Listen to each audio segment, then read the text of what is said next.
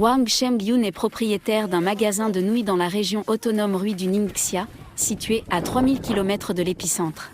Avec ses amis, il s'est porté volontaire pour offrir à la population locale des denrées alimentaires d'une valeur de près de 30 000 $, telles que des nouilles, du bœuf et des pommes.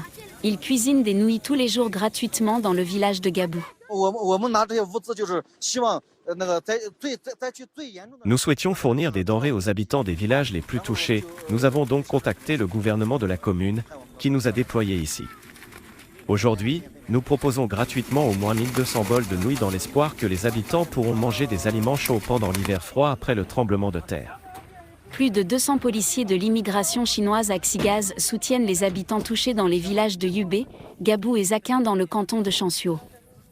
Après le tremblement de terre, ils ont aidé les habitants à sauver des personnes et du bétail pris au piège, ainsi que des objets de valeur.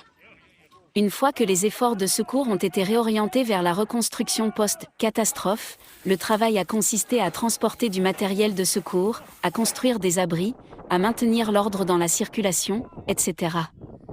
Dans le village de Gabou, où vivent plus de 500 personnes, 21 policiers ont offert leur aide. Nous avons déchargé 70 tonnes de matériel aujourd'hui. Nous travaillons par équipe et nous nous reposons rarement.